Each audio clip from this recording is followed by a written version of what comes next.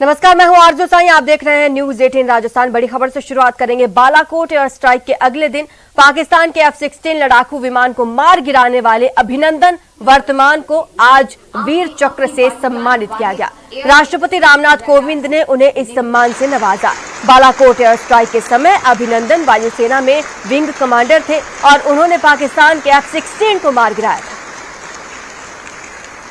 का मुकाबला करने के सिवाय शौर्यपूर्ण कार्यों के लिए शौर्य अभिनंदन 27 फरवरी 2019 को वायुसेना स्टेशन श्रीनगर में ऑपरेशनल प्रदर्शन करते हुए आपने अपने वायुयान वाहिद एयर।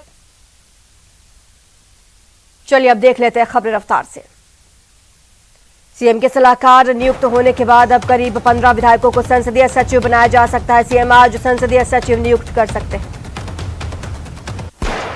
अब विभागों के बंटवारों का इंतजार बाकी है, जिसको लेकर 3 विभागों पर खास नजर है। शिक्षा, स्वास्थ्य, राजस्व मंत्रालय किसे मिलेंगे, इसकी लिस्ट कभी भी जारी हो सकती है।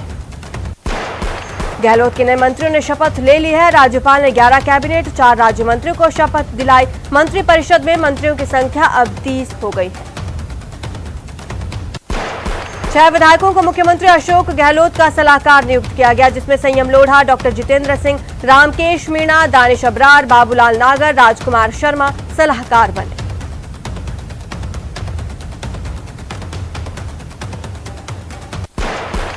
इस बार 3 महिलाओं को टीम गहलोत में जगह मिली है और 4 दलित एमएलए भी मंत्रिमंडल में शामिल हैं। मंत्रिमंडल में बैलेंस बनाने की कोशिश की गई है। मंत्रिमंडल पुनर्गठन पर सचिन पायलट बोले, राजस्थान कांग्रेस में कोई गुटबाजी नहीं, मिलकर चुनाव लड़ेंगे और 2023 में फिर कांग्रेस की सरकार बनाएंगे। मोदी सरकार द्वारा 3 नए कृषि कानूनों को वापस लेने की घोषणा के बाद पिछले 1 साल से अधिक समय से आंदोलन कर रहे संयुक्त किसान मोर्चा ने लखनऊ में किसान महापंचायत का आह्वान किया है। महापंचायत में किसान नेता राकेश टिकैत सहित कई किसान नेता मौजूद रहेंगे। महापंचायत में संयुक्त किसान मोर्चा आगे पर रणनीति पर विचार करेगा। इसके बाद 26 नवंबर को गाजीपुर बॉर्डर पर किसानों की बैठक होगी। बीएसटीसी बीएड विवाद मामले में राजस्थान हाईकोर्ट की मुख्य पीठ जोधपुर में सुनवाई कर रही है। मुख्य न्यायाधीश जस्टिस अखिल कुरैशी की खंडपीठ में यह सुनवाई चल रही है। बीजेपी के राष्ट्रीय अध्यक्ष जेपी नड्डा आज से 2 दिवसीय प्रवास पर उत्तर प्रदेश में रहेंगे। नड्डा गोरखपुर बूथ अध्यक्ष सम्मेलन को संबोधित करेंगे। समाजवादी पार्टी के संस्थापक मुलायम सिंह यादव का आज जन्मदिन है। इटावा में प्रसपा प्रमुख शिवलाल यादव उनका जन्मदिन दंगल और कवि सम्मेलन कर मनाएंगे। उत्तर प्रदेश के पूर्व मुख्यमंत्री मुलायम सिंह यादव को जन्मदिन के अवसर पर प्रधानमंत्री मोदी ने ट्विटर पर ढेरों शुभकामनाएं दी। साथ ही पीएम मोदी ने उनके स्वास्थ्य और सुदीर्घ जीवन की कामना की।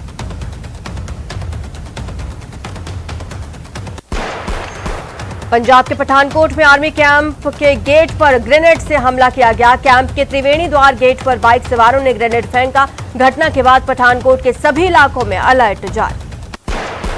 बॉम्बे हाईकोर्ट एनसीबी के जोनल डायरेक्टर समीर वानखेड़े के पिता ज्ञानदेव वानखेड़े की याचिका पर आदेश पारित किया जाएगा। एयरटेल ने प्रीपेड प्लान पर टैरिफ दरों में 25% का इजाफा किया है। एयरटेल की ओर से घोषित की गई नई टैरिफ दरें 26 नवंबर से लागू होंगी।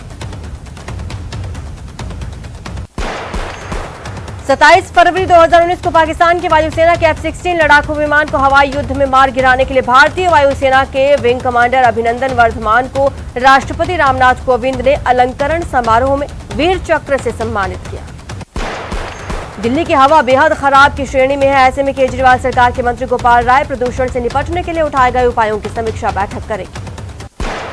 देश में कोरोना के 8,488 नए केस सामने आए हैं, जो पिछले 538 दिनों में सबसे कम है। तो वहीं पिछले 24 घंटे में कोरोना से 249 मरीजों की मौत हुई है। तेलंगाना के खम्ब जिले में रविवार को कोरोना से सरकारी स्कूल की 288 छात्राएं पॉजिटिव पाए गए, जिससे लोगों में हड़कंप मच गया। हिंदुस्तान के गरीबों की और किसानों के मसीहा अशोक जी गहलोत, मैंने इनके सरकार के तीसरा इनका मुख्यमंत्री का काल देखा है। जब जब प्रदेश के मुख्यमंत्री जी अशोक जी गहलोत होके राजस्थान के आवाम के लिए जब विधानसभा में बजट पेश करते हैं तो उनका केंद्र बिंदु आम आदमी और गरीब आदमी होता है। तो मेरा ये मानना है, ये तो मुख्यमंत्री जी की मानता है क्योंकि हमारा तो पहला मकसद है राजस्थान आम आवाम की सेवा होना, विकास कार्यों को आगे बढ़ाना, और जहां हम चुनाव जीत कर आए हैं हमारे विधानसभा में क्षेत्र में विकास के नए आयाम पैदा होना। ये प्रदेश के मुख्यमंत्री जी पहले से ही कर रहे हैं। लगा क्या, सब लोग यही मान रहे थे कि आपने संकट में सरकार का साथ दिया, मुख्यमंत्री के साथ में आप कंधे से कंधा मिलाकर खड़े रहते हैं हमेशा से। दूर की जनता भी उम्मीद कर रही थी कि आपको इग्नोर नहीं किया जाएगा, फिर भी मंत्री नहीं बन पाए। आपको लगता है कि लाइन खींच दी होगी पार्टी ने कि निर्दलीय को नहीं बनाएंगे, इसलिए जो है आपको भी थोड़ा सा अफसोस हुआ होगा? देखिए, मैं अपने आप को गौरवान्वित महसूस करता हूं कि मैं अशोक गहलोत जी के मुख्यमंत्री के कार्यकाल में मैं विधायक हूं। इसलिए मुझे तो फक्र है इस राजस्थान के गरीबों के मसीहा पर। इसने राजस्थान का इतिहास बना दिया। पहली बार राजस्थान में 4 अनुसूचित जाति के मंत्रिमंडल में कैबिनेट मंत्री है। पहली बार राजस्थान में इतनी बड़ी संख्या में हमारे ट्राइब के लोग मंत्री हैं। हमारे पहली बार राजस्थान में 2-3 एक साथ अल्पसंख्यक वर्ग के लोग मंत्री हैं। इसलिए इस राजस्थान के गरीबों के मसीहा, जिसको लोग जादूगर बोलते हैं, मेरे लिए तो ये सरकार 5 साल इसी तरह से राजस्थान में विकास के काम करते रहे। इसलिए मैं तो साधुवाद देता हूं मुख्यमंत्री जी को। मैं शायद ऐसे बहुत से मेरे जैसे लोग होंगे, मैं 1-1.5 महीने पहले माननीय मुख्यमंत्री जी से मिला था और मैंने मुख्यमंत्री जी से आग्रह किया था कि माननीय मुख्यमंत्री जी, आपको आने वाले समय में मंत्रिमंडल का कोई ऐसा फैसला करना पड़े तो मेरे बारे में आपको विचार करने की जरूरत नहीं है। मैंने मुख्यमंत्री जी को आग्रह किया था, क्योंकि आप उन लोगों को एडजस्ट करिए जिनको आप एडजस्ट करके सरकार चलाने में कंफर्ट महसूस करें। हम तो वैसे ही इस सरकार बनाने के वाले सहयोगी हैं, सरकार को कायम रखने वाले सहयोगी हैं, और यही सरकार वापस 2023 में राजस्थान में वापस सरकार में आए, इस बात के लिए भी हम कर्तव्यनिष्ठ हैं। आप मंत्री रह चुके हैं, आपको खाद्य आपूर्ति विभाग का आपने जिम्मा संभाला था, नए नए प्रयोग आपने किए थे। अब किस तरह से सलाह देंगे? मुख्यमंत्री जी ने आपको सलाहकार बनाया, तो जो भी जिम्मेदारी मिलेगी उसका निर्वहन किस तरह से करेंगे बाबूलाल नागर? देखिए, आप जानते हैं राजस्थान के मुख्यमंत्री तो स्वयं अपने आप में एक ऐसी शख्सियत है कि जो सबकी सुनते हैं और सबकी भावनाओं की कदर करते हैं।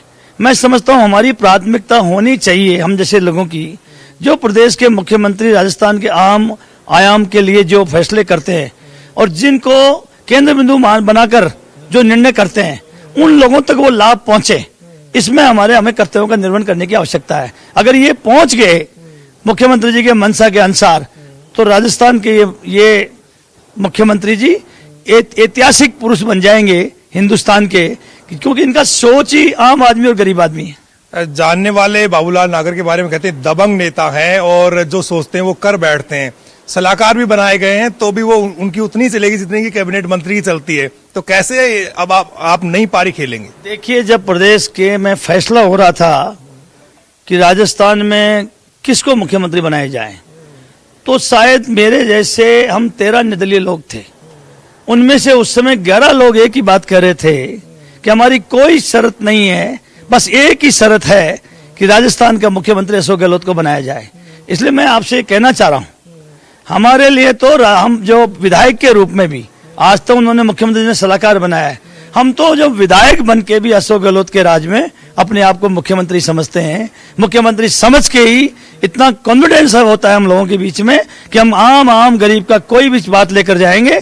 जैसे मुख्यमंत्री फैसला करता है, इसी तरह हमारे मन में आत्मबल होता है कि इस काम को हम मुख्यमंत्री से करा के ले आएंगे।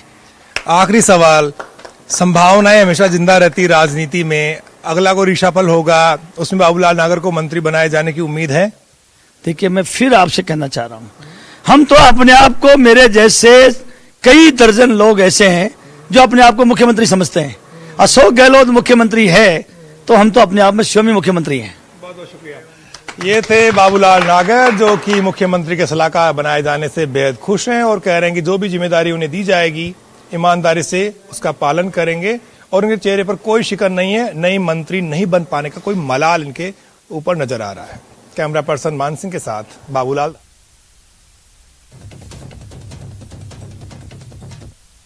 इस इसी बीच उदयपुर से बड़ी खबर आ रही है। नदी में डूबने से 2 युवतियों की मौत हो गई है। ब्यूटी पार्लर जा रही थी दोनों, बेकाबू स्कूटी नदी में गिरी और नदी में गिरने से दोनों डूब गई। दोनों की मौत हो चुकी है। दुखद खबर इस वक्त उदयपुर से आ रही है, जहां पर नदी में डूबने से 2 युवतियों की मौत हो गई है। बताया जा रहा है दोनों ब्यूटी पार्लर की ओर जा रही थी, बेकाबू स्कूटी नदी में जा गिरी और नदी में गिरने से दोनों डूब गई, जिससे दोनों की ही मौत हो गई।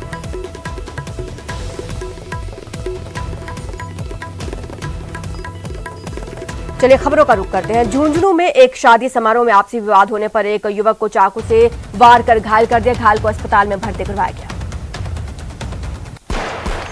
घायल युवक का आरोप है कि पहले मारपीट की गई और बाद में उस पर चाकू से वार किए गए। बताया जा रहा है कि किसी पुरानी बात को लेकर युवकों में विवाद हुआ था, जिसके चलते युवक पर चाकू से वार किए गए।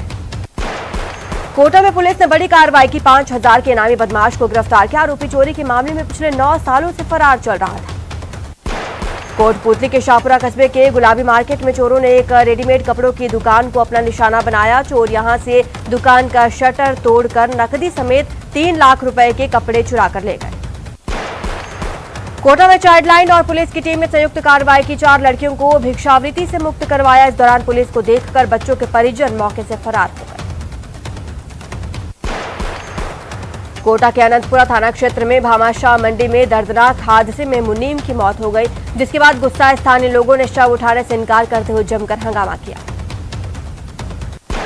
कोटपुतली के शाहपुरा इलाके के जयपुर दिल्ली हाईवे के पास संदिग्ध परिस्थितियों में एक व्यक्ति का शव पड़ा मिला, जिससे इलाके में सनसनी फैल गई। राजसमंद में NH 8 पर दुर्गाकुंड के पास खड़ी कार में पीछे से बेकाबू ट्रक ने टक्कर मार दी। हादसे में कार सवार 2 लोग घायल।